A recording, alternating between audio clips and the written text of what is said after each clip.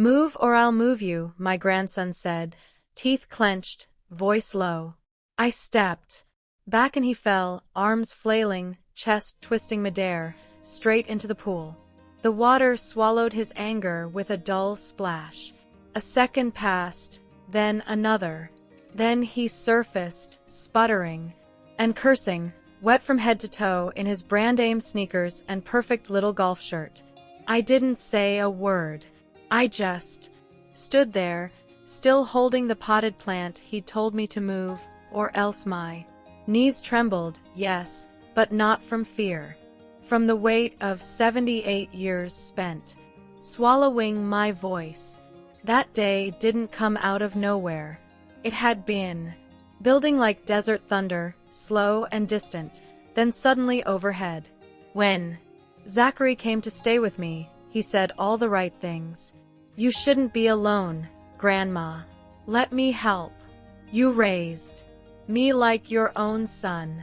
His mother, my daughter Claire, called it a temporary arrangement. 2 months, maybe 3, while his apartment was being handled. Something about an investment opportunity gone south. I didn't ask. I never ask much. That's my problem. At first, it felt almost nice. The house felt less quiet. He made us smoothies, played his music. Too loud, too much bass, helped me carry groceries. But then it started. You shouldn't eat that, Grandma. Too much sugar. This recliner's bad for your back. You need a digital assistant. I'll set it up. I laughed the first few times, then stopped laughing when he started unplugging things and taking inventory of my cabinets. He moved into the guest room, but gradually took over the den, too. Then the garage. He had projects, plastic bins, labels, a whiteboard with bullet points. He was always on his laptop, always whispering on the phone. I didn't pry. One evening I heard him say, "She's stubborn, but I'll get her there. Don't worry, I know how to talk to her." Then silence, then a chuckle. She won't even notice. That night, I lay awake staring at the ceiling fan. My house smells like citrus, oil and old pine. My late husband, Roger, built most of it with his own hands. He always said, "Whatever happens, Jean, make sure this place stays yours." After he died, I refinanced it once, but I paid it off years ago. No mortgage, no strings. Zachary knows that. He knows too much. Last Tuesday, he came into the kitchen with a manila envelope. "It's just a precaution," he said. "If anything happens to you, no emergencies." I didn't even look at the papers. I just said, "I'll have my lawyer look them over." His smile flickered. "Lawyers complicate things, Grandma. I'm family." That word family, how easily they use it when they want something. I didn't sign. The next morning, my car keys were missing. He said he'd taken the car in for a tune-up. You shouldn't be driving anyway. Then he took my phone and updated it. It started calling him Zach. When I asked it questions, I couldn't get it to stop. I began to feel like a guest in my own home. The potted plant, the one by the pool, was an old hibiscus Roger had planted. Every year it bloomed on our anniversary. It's half dead now, but I still water it. It leans toward the sun like it remembers something. That morning, I moved it to its old spot near the edge of the patio. The way Roger liked it. Zach saw it and stopped short. "What's that doing there?" I moved it, I said. "It gets more light there." "It's in the way," he snapped. "Someone could trip." "I've lived here 46 years, I replied. "No one's tripped yet." He stepped closer, voice dropping. "Move it or I'll move you." and something in me cracked. Not fear, not anger. Something older, something cold and sharp, like the edge of a coin you never spent because you were saving it for the day they'd understand your worth. So I stepped back and he fell. He was still yelling when I walked back. Inside, wet footprints followed me from the patio door to the hallway, but I didn't stop to clean them. I didn't even look back. Let him drip. Let him stew in it. In the bathroom mirror, my reflection looked pale, almost translucent, like old paper left in the sun. But the eyes, they weren't afraid. Just tired. Tired and clear. I changed my blouse and put on the kettle. He didn't come in right away.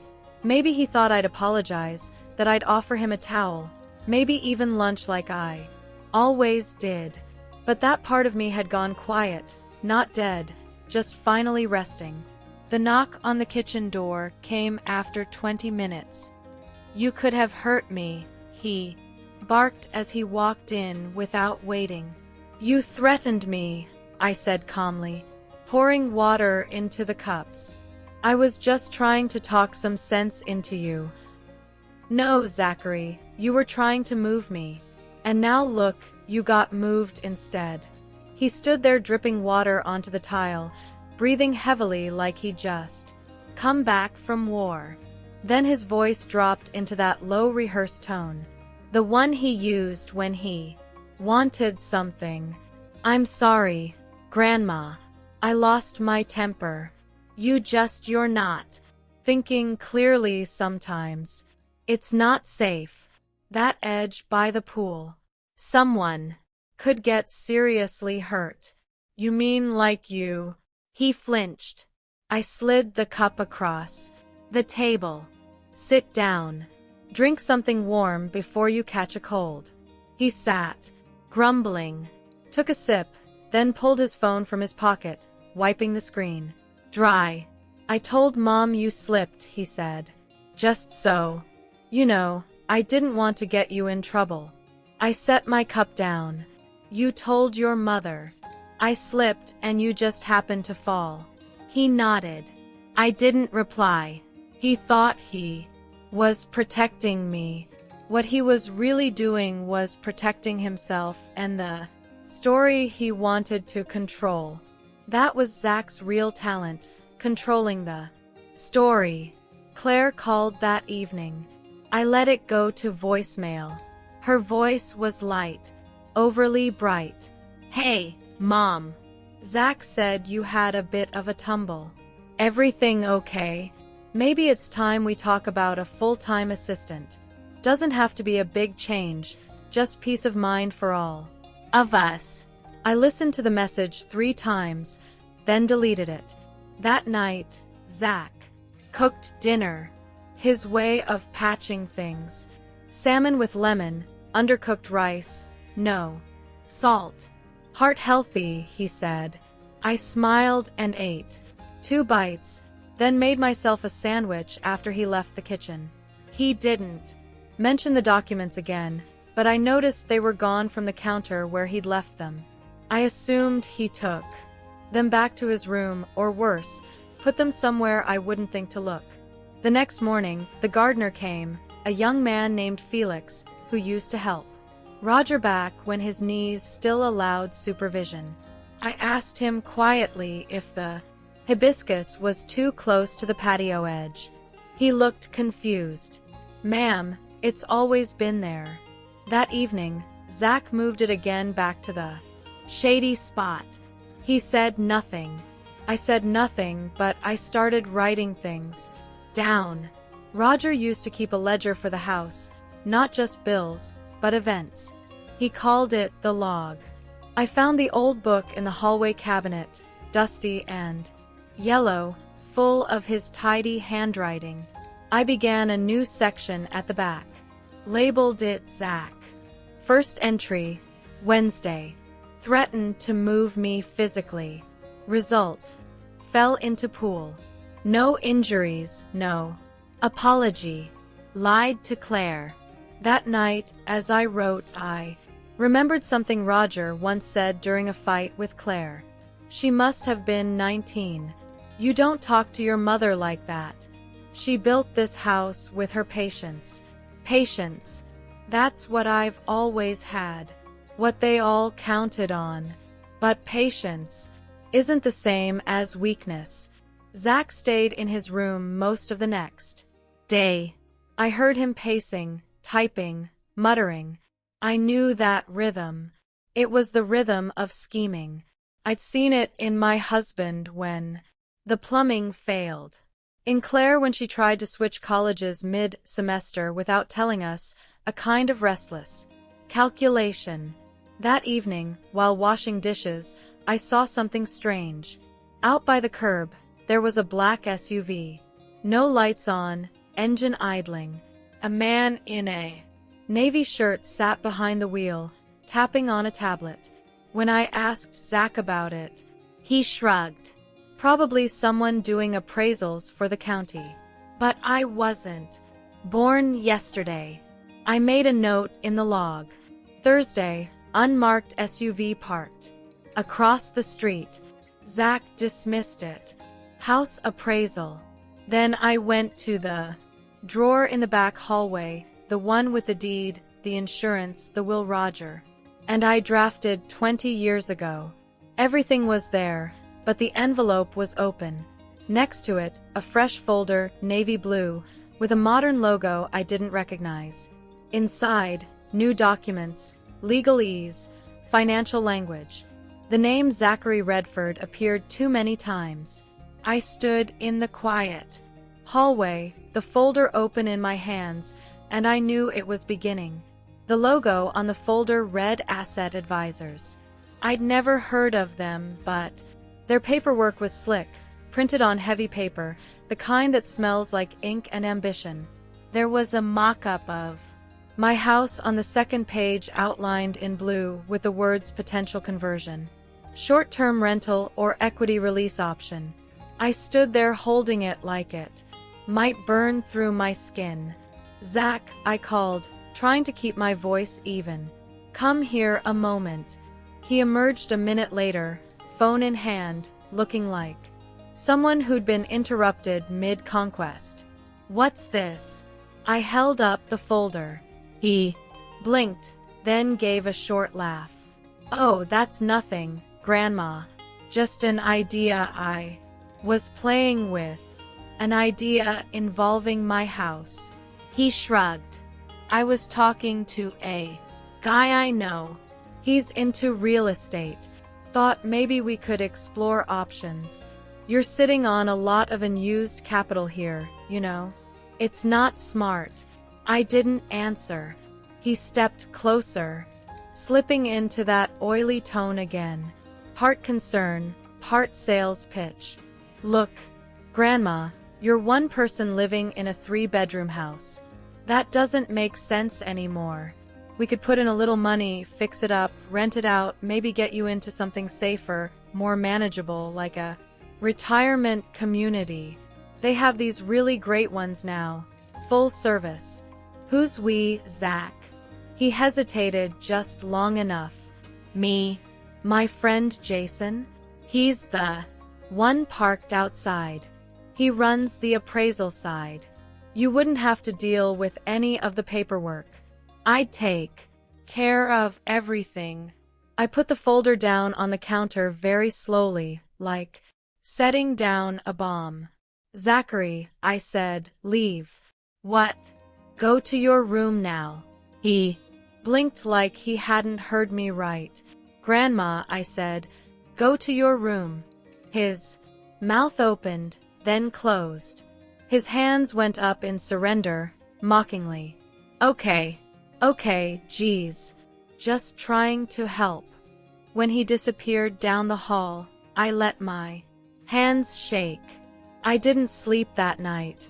Around 2 a.m., I pulled out my old address book, flipped past the dog-eared pages, and found the number for Howard Evans, Roger's old lawyer. I hadn't spoken to him in nearly 6 years, but Something told me I'd need someone with a memory. The next morning, I called and left a message. Zach was out when I woke up. I took the opportunity to check his room. I wasn't proud of it, but pride is a luxury when you're being quietly erased. His laptop was locked, of course, but his desk drawer wasn't. Inside, 2 more folders, both labeled with addresses. Neither was mine. Notes scribbled in the margins. Flip potential. Elder friendly. Zoning. Quiet neighborhood. There was a checklist, too. Secure signature. Begin. Appraisal. Contact Claire. Wait until soft sell. Full access granted. That last one was underlined twice. I put everything back exactly where I found it. Later that day, Claire called again. This time, I picked up. "Hey, Mom. Zach mentioned you've been under a lot of stress lately." I didn't respond. "Look, this whole setup was my idea, okay? I just thought it'd be nice for you to have someone around, some company. We worry about you." "You never used to worry," I said. "You used to visit." She laughed softly, awkwardly. "Life gets busy. Too busy for your mother, but not for paperwork about her house." Silence, then quickly. "Mom, I don't know what Zach's shown you, but I can assure you no one's doing anything behind your back." "You sure about that?" "Don't be dramatic, Mom." There it was again. The word they always reach for when you don't smile and nod. Dramatic. After the call, I walked through each room of my house and touched what was mine. Not what I'd bought. That's different. But what was mine? The reading chair with the sun-faded cushion. The spice rack Roger built out of scrap wood. The chipped lamp that once sat by his hospital bed. In the guest bathroom, I caught my reflection in the mirror. A small woman. Wrinkled. Gray. Forgettable.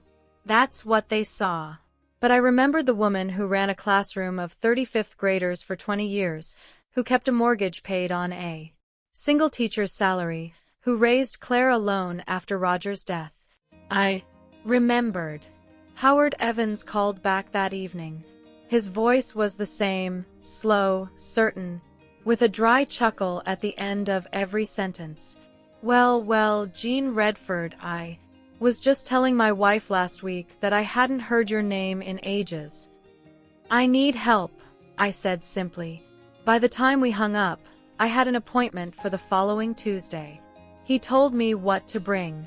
I told him I'd bring more than that. That night, I added a new entry to Roger's ledger. Friday, found documents suggesting Zach is planning to liquidate the house. Claire is complicit or uninformed. Lawyer contacted, first move. Regain control of story. The next morning, Zach was all charm again. He made me oatmeal. Opened the windows for fresh air. Sat down with a notepad like he was starting some wellness plan. "You ever think about simplifying, Grandma?" he asked.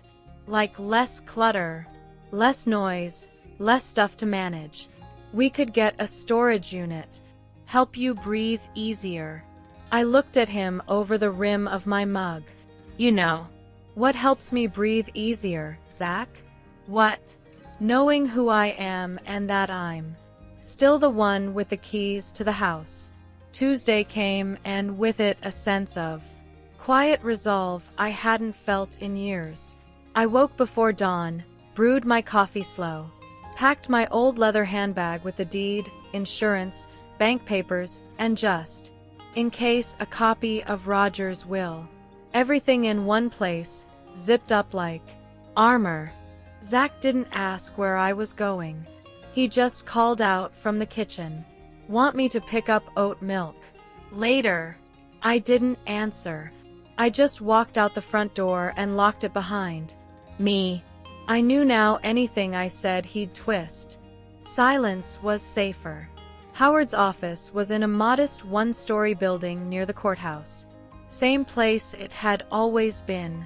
The sign had faded. The receptionist was new, but the smell, old paper and stronger. Coffee was exactly as I remembered. "Jean," Howard said, standing slowly, smiling like I was still the younger woman with a mortgage problem and a stubborn husband. "Sit. Let's take a look at what you've got." We went through everything piece by piece. He didn't rush, didn't interrupt, just listened, as good lawyers do when something smells off. "So," he said finally, adjusting his glasses, "your grandson's staying with you, has access to your documents, and is clearly maneuvering to gain legal control of the property. You haven't signed anything yet?" "No." He nodded. "Good. First thing, we secure your house.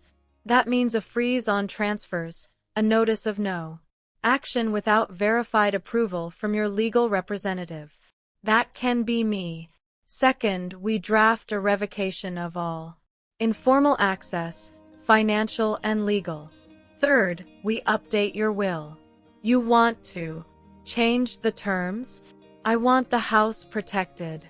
I don't want it going to anyone who thinks I'm a burden." Howard smiled. "We can do that. We'll draft a trust. You'll be the sole lifetime beneficiary. After that, it goes where you want, not where they expect." That word again, expect. That's what Zach and Claire had been trained on, that my life was part of their portfolio. "Can I add a condition?" I asked. "Something about behavior." Howard raised an eyebrow. "You want a moral clause?" "I want a dignity clause." He chuckled, then grew serious. "I'll word it carefully." It took an hour. By the end, I had a folder of my own. Real documents. Real power. For the first time in months, I felt something loosen in my chest, like a strap being cut from around my ribs. When I got home, the black SUV was gone. But Zach was waiting in the kitchen, pacing like a man who'd lost control of a meeting. "Where were you?" he asked. "Out." He stared, waiting for more. I gave him nothing. "Well," he said, "finally. You'll be happy to know I've made progress. That guy I introduced to you, Jason, he found an investor interested in the property." "I never agreed to anything," I said. Zach smiled thinly. "Sure, but I figured we'd get ahead of the curve just in case. I've been thinking. This house is too much for you, and I've been looking at options for a, if you say, retirement community. I'll throw your phone in the pool." He blinked, stunned. "I'm not helpless, Zachary," I continued. "And I'm not dead. You don't get to rearrange my life like I'm a piece of furniture. That's not fair. What's not fair is using love as a cover for control. You came here saying you wanted to help, but what you want is to manage, to own, to package and sell the scraps of what I built with your grandfather." His face turned red. "I'm trying to save you from what? From the life I chose, from the house I paid for, from the damn hibiscus by the pool." He looked away, jaw clenched. "You can stop," I said.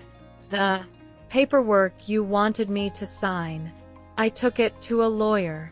"What lawyer?" I didn't answer. Just watched him try to recalculate the game. "You have no right." "I have every right. It's my house, my life, my money. And let me be very clear, Zachary. If you try one more thing behind my back, if you so much as open another envelope addressed to me, I will call the police, and I will press charges." He stood there frozen. Then, like a switch flipped, he smiled again, tight and bitter. "You know what? Fine. Do whatever you want. But Don't come crying to me when something happens and you're stuck here all alone. I've been alone before, I said. And at least then I had peace. That night, I made myself pasta. Real pasta with salt and cheese. I watched an old detective movie and poured a small glass of wine. I slept through the night without waking. The next morning, Zach didn't speak to me, but I saw him on the phone, whispering again, pacing the length of the backyard. At one point, I heard him say, "She's bluffing. She won't do anything permanent. Just give it a few days." I made a new entry in Rogers' ledger. Tuesday, lawyer retained will being updated. Zach believes I'm bluffing. That's fine. Let him. By Thursday morning, Zach was back to being polite. Too polite. He brought me coffee, lukewarm, weak in the mug I never used. Then he spent half the day cleaning the garage, slamming things a little too hard, whistling tunelessly, waiting, I think, for me to blink. I didn't. I trimmed my hibiscus. It hadn't bloomed in years, not since the last big freeze. But the leaves were still trying. They bent toward the sun like they remembered warmth. That's how I felt. Like something still green inside me was reaching even after all the cold. That afternoon, a white SUV pulled into the driveway. Claire, she hadn't visited in months. Last time she came, she stayed 20 minutes, scrolled through her phone, and left before the tea cooled. This time, she came with intention. "Hey, Mom," she said brightly, holding a paper bag. "I brought those cinnamon rolls you like. I didn't move to take them." She stepped inside anyway. "Can we talk?" I led her to the kitchen. Zach wasn't home. I'd heard his car leave an hour ago, probably making his own calls, preparing his next move. Claire set the bag on the counter and turned to face me, her voice soft. "Zach says you're upset." "I am." She sighed dramatically. "Look, I know he can be pushy. He's ambitious. That's not a crime." "Ambition isn't the problem," I said. "Deception is." Claire rolled her eyes the same way she did when she was 16 and grounded for skipping school. "He's trying to help. He worries about you." "No," I said, "he worries about missing his chance. He sees this house as leverage." Claire flinched, then straightened. "That's not fair." I stood. "I want you to listen to me very carefully, Claire. I don't need your son managing my life. I don't need a retirement home, a financial advisor, or an equity release. What I need is to be left alone." "Mom, I've updated my will," I said calmly. "And before you ask, no, you're not cut out, but you're not going to manage anything. Neither is Zach." Claire's face went still. "I've appointed a lawyer," I continued. "I've set conditions. If I die, there are instructions. If I live, which I intend to, I will not be moved, manipulated, or reduced." She sat slowly, her tone changing. "You're misunderstanding everything. Zach told me you were declining.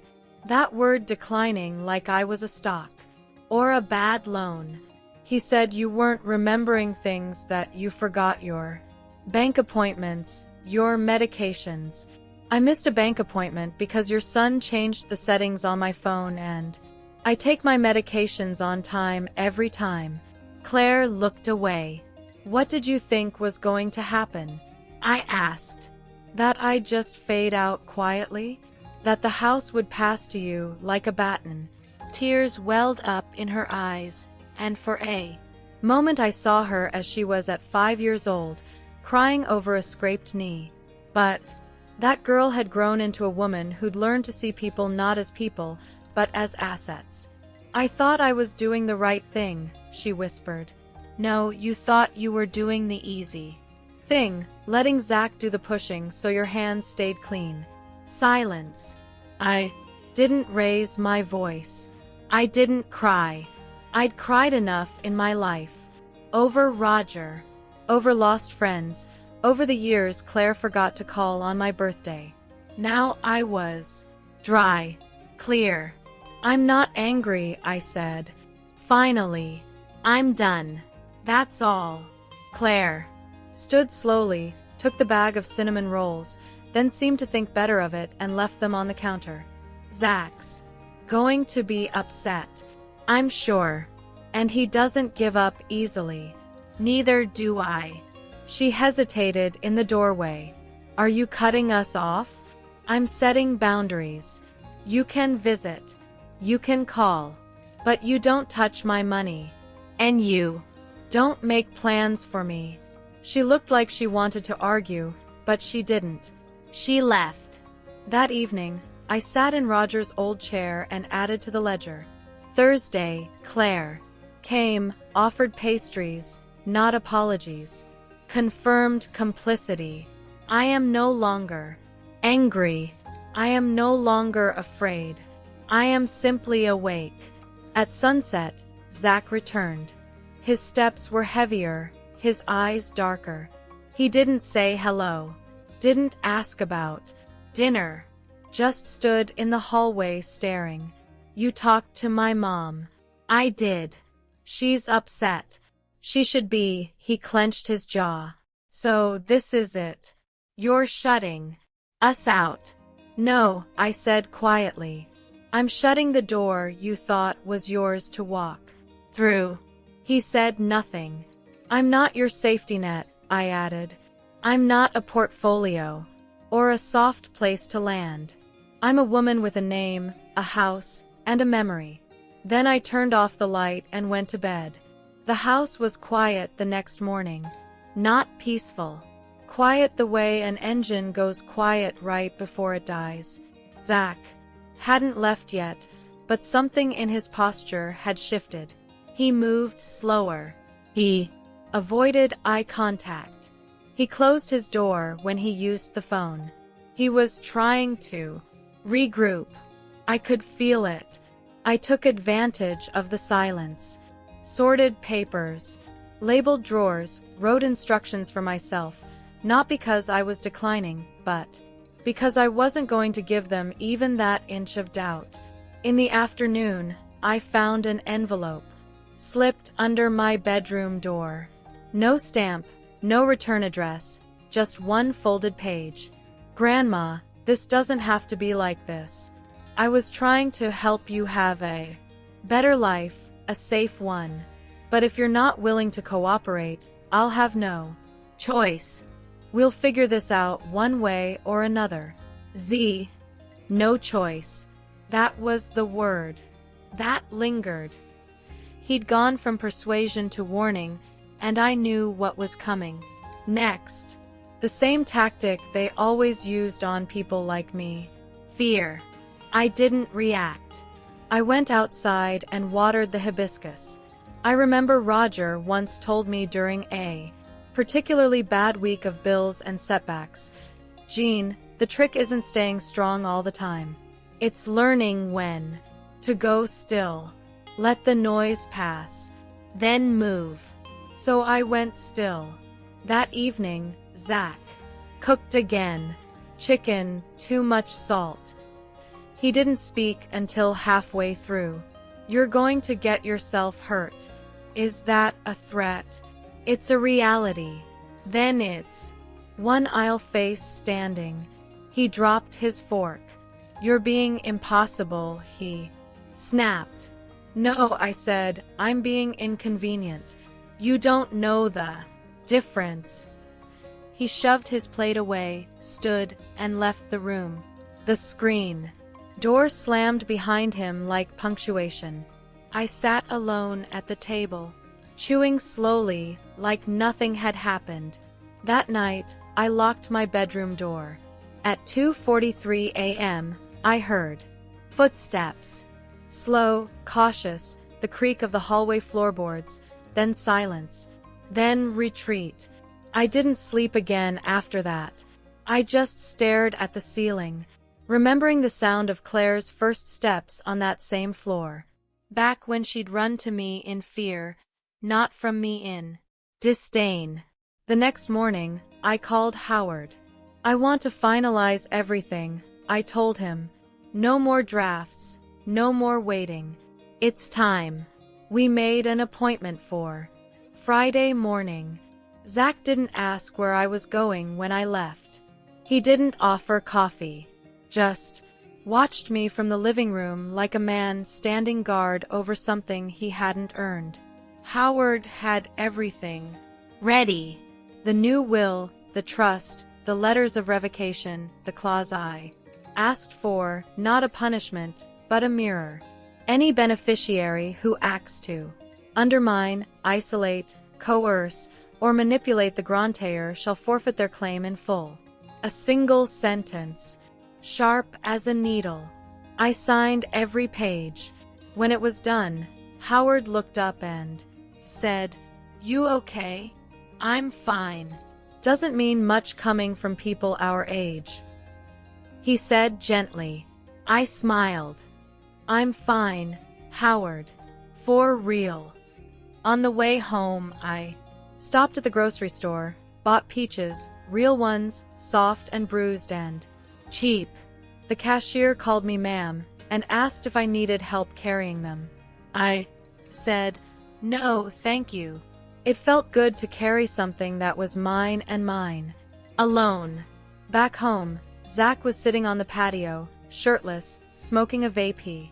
Thought I didn't know he had. "Where were you?" he asked. "I've decided to make a few changes." He laughed, but it didn't sound real. "You're serious, huh?" "I'm serious. I could fight this. You could. I could say you're confused, that you're not thinking clearly. People believe that kind of thing." "They do," I said, "until they read the documents." He fell quiet. "I used to think you were different," I added. "Not because you were kind, but because you were young. That youth hadn't turned cruel yet." I was wrong. He stood, flicked the vape into the bushes, and walked inside without a word. That night, I sat in my room and wrote in Roger's ledger, Friday. Final. Documents signed. Threats becoming direct. House now legally secure. I am not afraid. I am prepared. Zach didn't speak to me the rest of the night. The next day was Saturday. It would be our last day together. Saturday started too quiet. The air felt heavy like before a monsoon. That hot, dry stillness that presses against your skin and says, "Something's coming." I made tea, opened the curtains, and waited. Zach didn't come out of his room until 10. When he did, he was freshly showered, dressed in what he thought looked professional. Collared shirt, pressed pants, expensive watch. He sat across from me at the table and didn't touch the cup I'd left for him. "I talked to my mother," he said. "I figured. She's concerned. She should be." He leaned forward, trying to look gentle.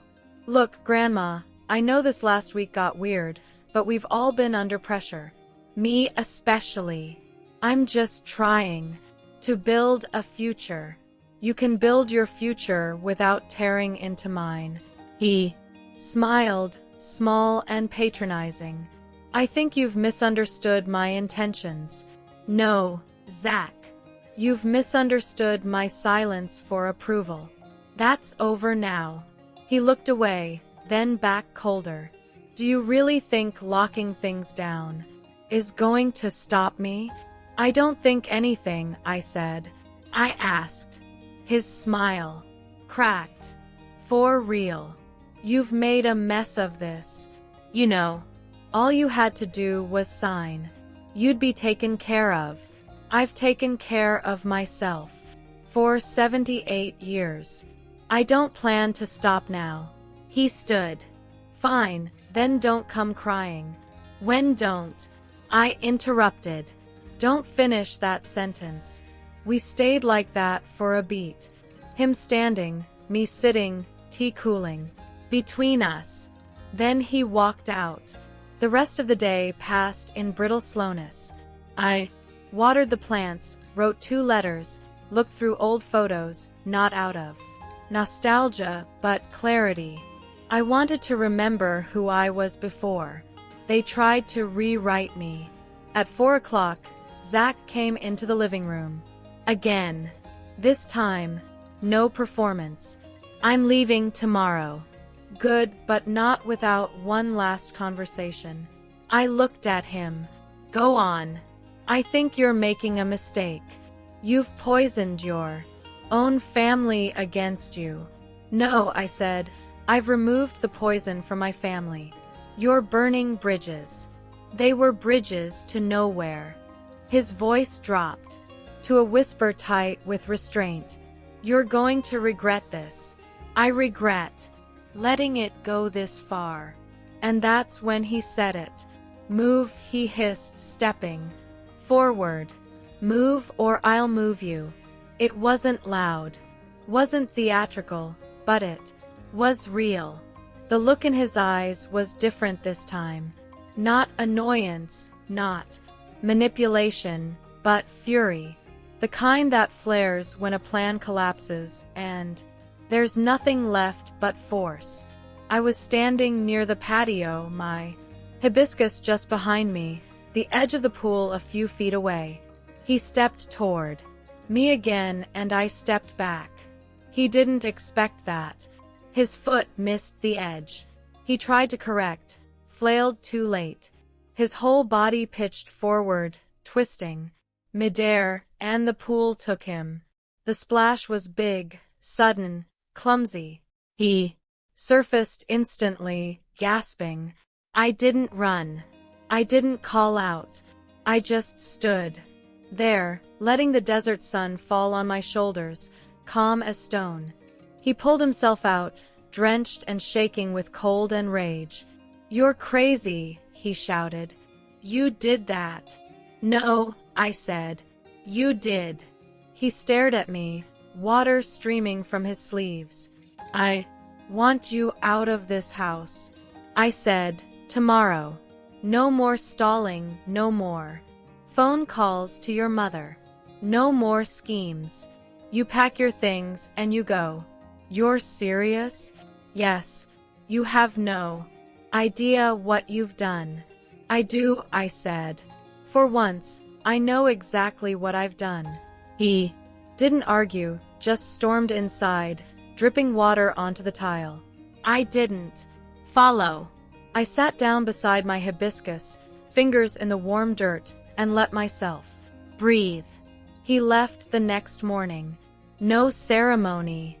No suitcase, just a backpack slung over his shoulder and a duffel bag he'd taken from the hall closet. He didn't say goodbye. Didn't look me in the eye. He walked out the front door like he'd never lived here, like the past 2 months hadn't happened. The sound of his car pulling away was short and sharp, like a door slamming somewhere far down a hallway. I didn't watch from the window. I didn't need to. I just sat at the kitchen table, with my cup of tea and the Sunday paper, my hands resting lightly on the quiet. It wasn't relief I felt. Not exactly. It was room.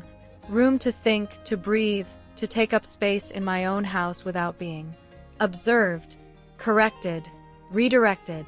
I walked through each room that morning, with a rag and a spray bottle, not to clean, but to reclaim. Every surface I touched had felt occupied these past weeks. The counter where Zach laid out his plans. The cabinet he reorganized without asking. The hallway. He paced like a landlord. I opened windows, let the dry Arizona air move through. Dusted shelves that hadn't been touched in months. Rearranged the chairs back the way Roger liked them. One facing the door, one angled toward the kitchen. By noon, it felt like my house again, but the quiet didn't last long. Claire called at 12:17. I let it ring. Then again at 12:21 and 12:30. The fourth time I picked up. "Mom," she said sharply. "Zach's gone." "I know." "He said you kicked him out." "I did." "You can't just do that. Where is he supposed to go?" "I assume back to the apartment he supposedly lost. Or to you." "Mom, you can't." "I can." I said, and I did. She exhaled hard like I just pulled a stunt instead of drawing a line. "You're acting completely irrational." "No, I'm acting like someone who's done being used." "Zach said you pushed him. He fell into the pool." "He's fine." "He said you were yelling, that you lost control." "He said a lot of things, Claire. I have them all written down." That stopped her. "Just for a second. You're keeping records?" "Yes." She laughed, bitter and short. "Jesus. Mom. What's next?" "Cameras. Maybe," I said. "Depends how safe I feel." The line went quiet. I waited. Then softer, she said. "You know, he's not a bad person. He's just young. And I'm not a weak person. I'm just old." "Which one of those do you think you've misunderstood more?" She didn't answer. "You raised a boy who doesn't know the difference between help and control, who thinks access is entitlement. You may not have taught him that directly, Claire, but you let it grow in him." "I didn't mean but." "You did. You meant it every time you let him speak for you. Every time you excused his behavior because he was just being ambitious." Silence again. "Don't call me for a while," I said. "Let's give each other space." "You're serious?" "As a heart attack." Then I hung up. And this time, I didn't feel guilty. That afternoon, I finally opened the book I'd been meaning to read for months, a mystery novel I'd bought last spring. I sat on the porch with a glass of lemonade and the dog-eared first chapter. The hibiscus rustled behind me, lazy in the breeze. Somewhere down the block, a neighbor's radio played an old jazz tune. I read 3 chapters without checking my phone. When the sun dipped low, I went inside and made myself real dinner. Not the dry health food Zach had pushed on me, but buttered potatoes and roasted chicken. I didn't measure anything, just cooked by instinct the way Roger liked to. I lit a candle, not because it was fancy, but because it was quiet. That night, I slept with the door open. No footsteps, no whispers, no creaking floorboards, just air, just stillness and me. On Tuesday morning, I woke to a knock at the door. 3 slow raps. Not urgent, not polite either. Just patient. I knew before I opened it who it would be. Claire stood on the porch in her office clothes, sunglasses perched on her head, a phone clutched too tight in one hand. Her smile was thin, careful. The kind people wear to funerals. "Can we talk?" I said I needed space. "It's important." I stepped aside. She walked in like she owned the floor plan. Didn't even glance at the living room where I'd moved the chairs back. She went straight to the kitchen and sat where Zach used to sit, like nothing had happened. I stayed standing. "I've been talking to Zach." She started. "He's shaken. I'm sure falling into a pool will do that." She didn't laugh, just opened her purse and took out a folder. "That a new family tradition now?" I asked. "Show up with papers when words stop working." "It's not like that." "Of course it is." I didn't sit. I didn't even touch the folder. Claire exhaled. "This is a suggestion. A softer path to where to a solution. where you're safe and we're not cut out of your life. I'm not the one who walked out. You pushed him. He threatened me. I stepped back. He fell. Claire stared. Then, as if reading from a script she didn't fully believe, she said, "Mom, I think you're having trouble with judgment, with memory. There's been concern." My body went cold, but my voice didn't flinch. "You're calling me incompetent. I'm saying we might need to look at some options. Mediation, maybe some kind of shared arrangement for your estate." "No. Mom, be reasonable. I've been reasonable for decades now. I'm being direct." I picked up the folder. Didn't open it. Just held it in one hand while I walked to the trash can and dropped it in. Claire's mouth opened, then closed. "I've already made my legal decisions," I said. "With a lawyer, you're not involved. You think this is what Dad would have wanted for you to be alone, suspicious of your own family. I think he'd have told you to sit down and shut up until you remembered who raised you."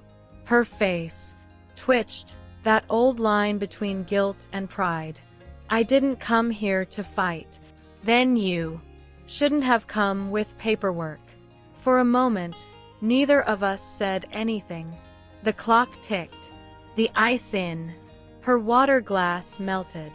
Finally, she said, "You're not the only one hurting, Mom. This has affected all of us." "No," I said. "This has exposed all of you. There's a difference." She stood, smoothed her blouse. "If you ever change your mind, I won't." She walked to the door, stopped, turned. "You think Zach's the only one who's going to come back? You've stirred up something now. There's more than one person interested in what you've got. I'm not afraid. You should be." I closed the door behind her and locked it. That evening, I sat on the porch again, but I didn't read. I just watched the street. 3 cars I didn't recognize drove past. 1 too slowly. 1 stopped, reversed, then kept going.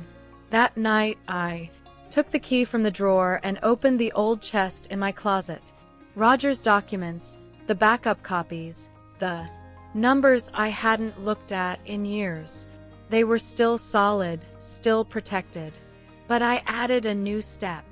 I moved everything into the small safe in the guest bedroom, the one they didn't know about. Set a new code, wrote it down nowhere, and then I wrote one more note. In Roger's ledger. Tuesday, Claire came with folder, suggested shared control. I refused. The game has escalated. I am no longer surprised. I am only alert. I didn't leave the house for 3 days after Claire's visit. Not because I was frightened, because I was watching. Small things started changing. The mail arrived later twice. It didn't arrive at all. The trash bins were turned sideways in the driveway, lids open. I always shut them. I found a grocery receipt wedged between the slats of the porch bench, but it wasn't mine. Canned soup, 4 Red Bulls, menthol cigarettes. Then Wednesday night, the doorbell rang just after 8 p.m. I didn't answer it. I watched from the darkened hallway. A young man stood there, thin ball cap, phone in hand. He rang once more, then left. No package, no uniform. When I opened the door 10 minutes later, a flyer was folded under the mat. Life transition consultants, your home, your peace, our priority. Zach didn't know how to quit, but he knew how to delegate. That night, I couldn't sleep. I moved through the house like I used to when Claire had fevers as a child. Quiet, alert, steady. At 3 a.m., I sat in Roger's old chair and read through the trust documents again. I wasn't looking for reassurance. I was looking for gaps. There were none. But still I felt it. That slow tightening, the pressure of being watched, even when alone.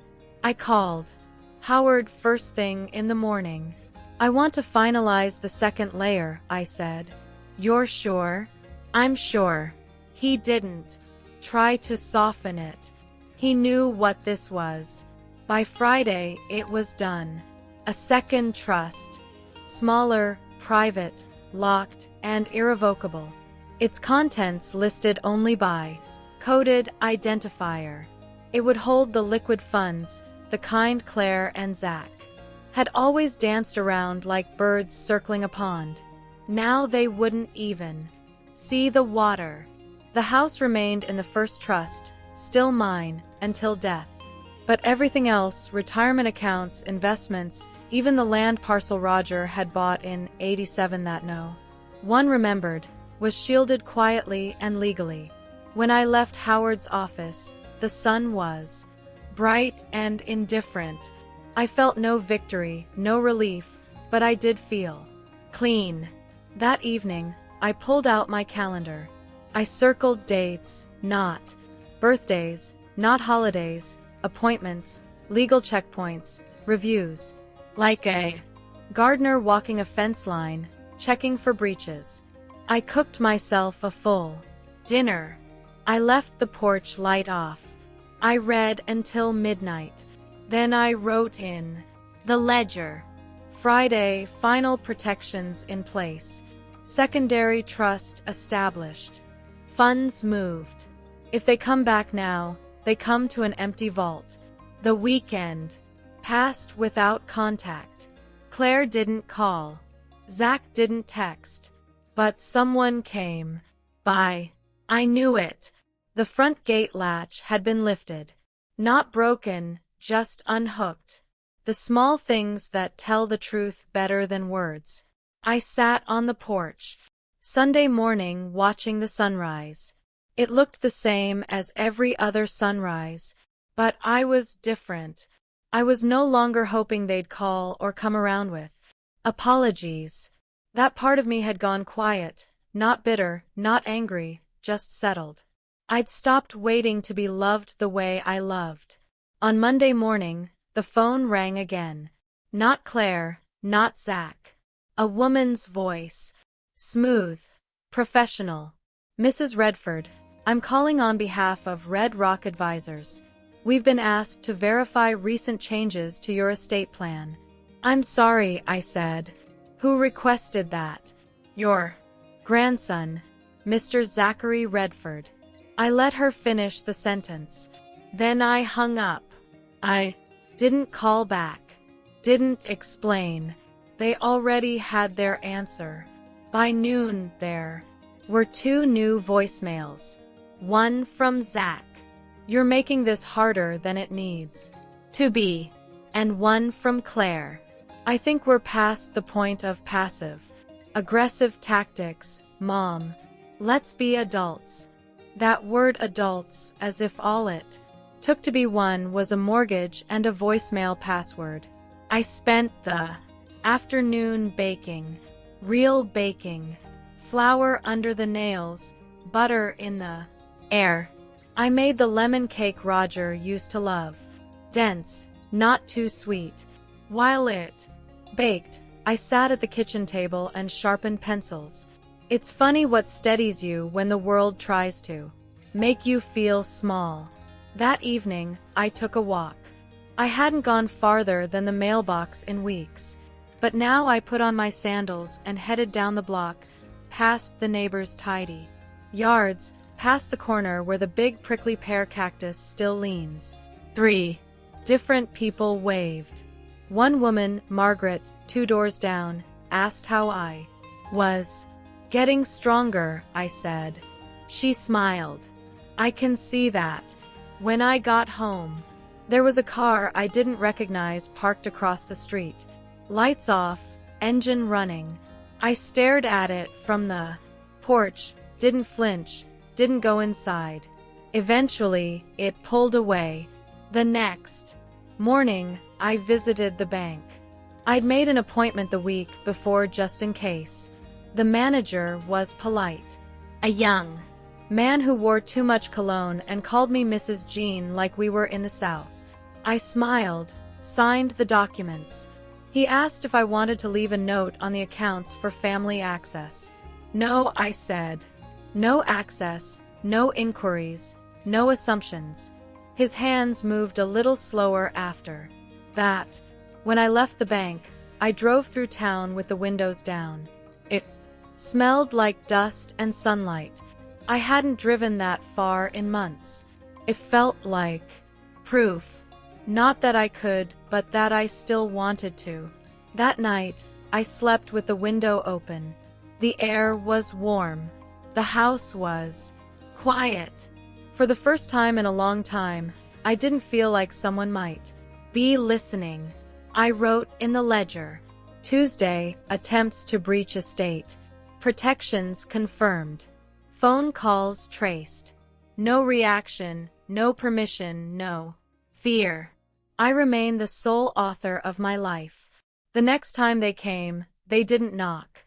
It was Thursday, just afternoon. I was trimming the lavender by the back fence when I heard the voices.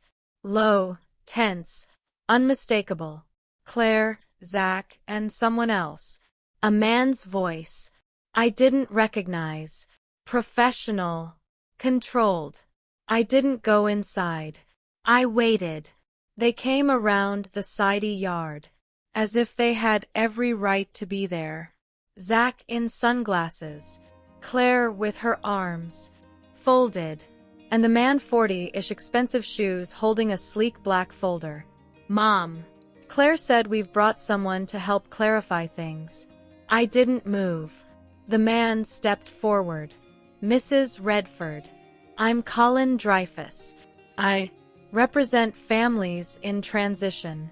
Claire Iyer and Zach reached out with concerns about your safety, your memory, and your financial well-being. We're here to discuss your future options.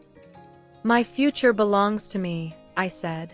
He smiled the way professionals do when they're paid not to show offense. Of course. We'd simply like to explore a supported decision-making arrangement.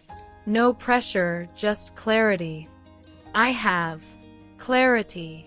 Zach exhaled sharply. Grandma, stop pretending you don't need help. I stopped pretending when I let you fall in that pool. He looked away. Claire stepped in.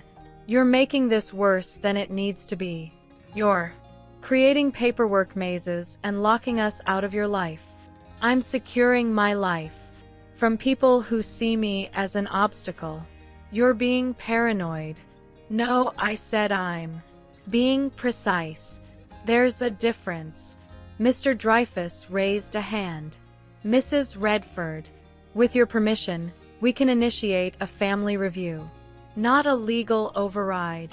Just a conversation with a mediator and a physician. No, there may be alternatives. No. Zach stepped forward. You don't get to just shut us out. I do. And I have. He looked like he might scream, but he didn't. He turned to Dreyfus, who only nodded and closed the folder. We'll follow up in writing, he said. You do that, I said, and I'll send it straight to my lawyer. Claire tried one last time, her voice softer now. Don't do this, Mom. You're pushing us away. I'm placing you exactly where you belong, outside the fence, wondering how you ever mistook my kindness for surrender. No one spoke after that. They left by the side gate the same way they came in. I stood there in the heat, my hands smelling of lavender and metal. Then I went inside and turned the lock.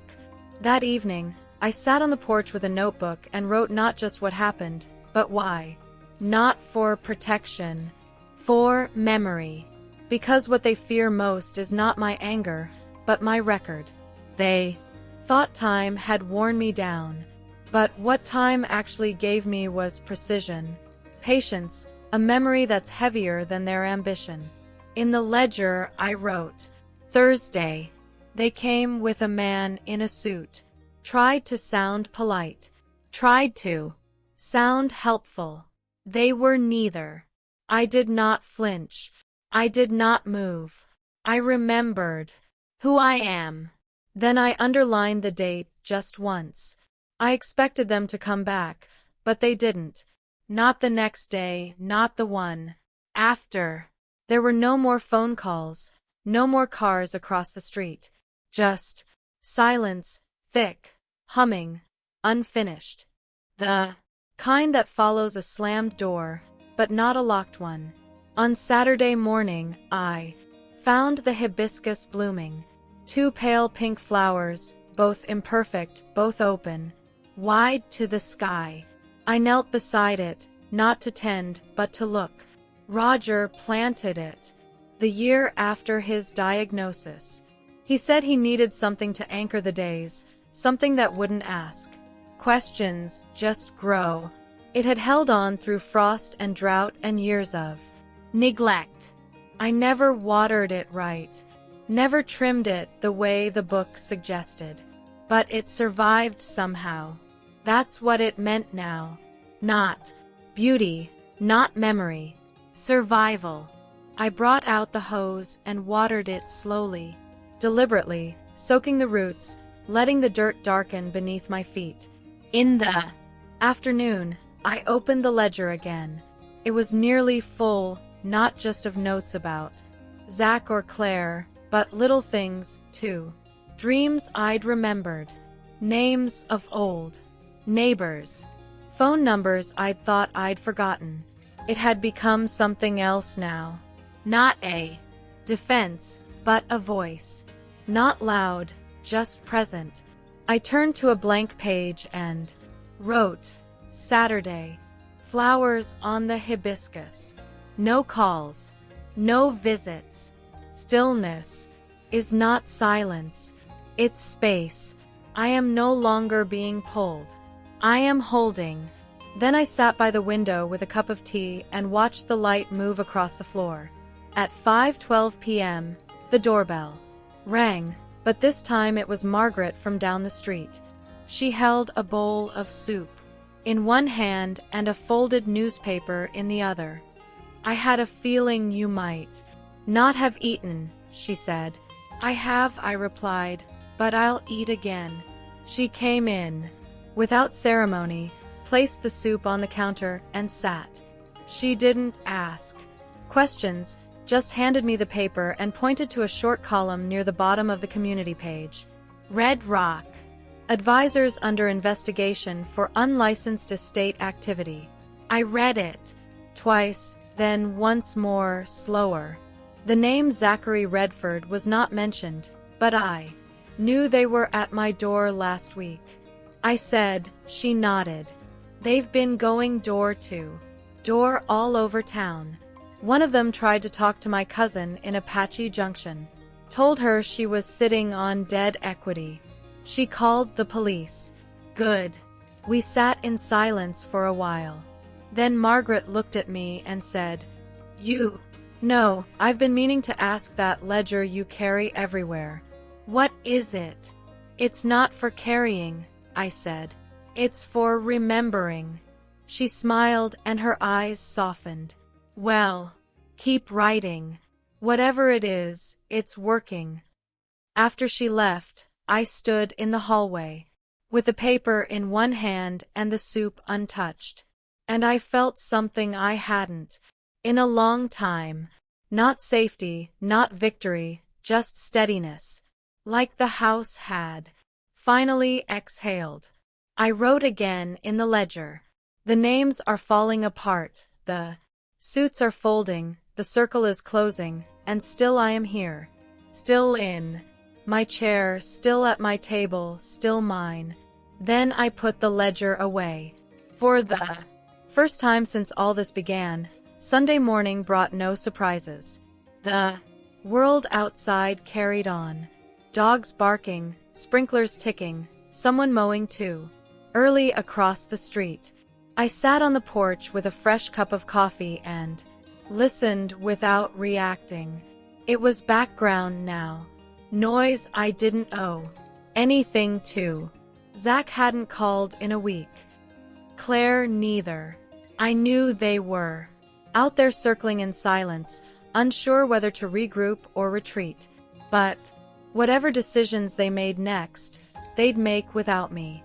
That door had closed. I didn't slam it. I just locked it quietly and stepped away. In the garden, the hibiscus had dropped one flower. The other still held petals, open, a little bruised around the edges. I understood that. Margaret dropped by again that afternoon. This time she brought me tomatoes from her yard, still warm from the sun. We sat inside with glasses of water, and she asked if I'd thought about joining the Tuesday book club at the library. I told her I hadn't read fiction since Roger died. Well, she said, maybe it's time to start again. You've earned the space to imagine. That word stuck with me. Imagine. Like a light cracking through thick shutters. Like a path that didn't end at defense, but turned towards something else. That night, I walked through each room of my house again like I'd done weeks before. But this time, I wasn't checking for signs of intrusion. I was reacquainting myself with what was mine. The hallway with the photo of Claire at 5 years old holding a paper crown. The pantry where Roger used to sneak dried apricots. The bedroom window that still winded when opened too far. I said each part out loud under my breath. This is the room where I forgave things I wasn't ready to. This is the chair where I almost gave up. This is the light that stayed on when no one noticed. No one had to hear it. Not really, but I did. I needed to remind myself that survival wasn't just about pushing back. Sometimes it was about staying still long enough to know you were still standing. I slept soundly. No dreams, no half-waking anxiety, just the slow, grounded breath of someone who had made it through something. Monday morning, I got a letter in the mail from Howard. He'd sent copies of the final trust documents and a note in his neat, slanted handwriting. You were right to act. You were right to wait. And you were right not to let silence replace clarity. I folded the letter and placed it in the ledger, not as a warning, as a record. That afternoon, I cleared out the guest room, washed the linens, opened the windows. It wasn't an act of hospitality. It was cleansing. The scent of bleach and open air was oddly satisfying. In the closet, I found an old shoebox I hadn't touched in years, letters from Roger, notes from Claire in crayon, a photograph of Zach at 12 holding a model rocket. His face hadn't yet learned calculation.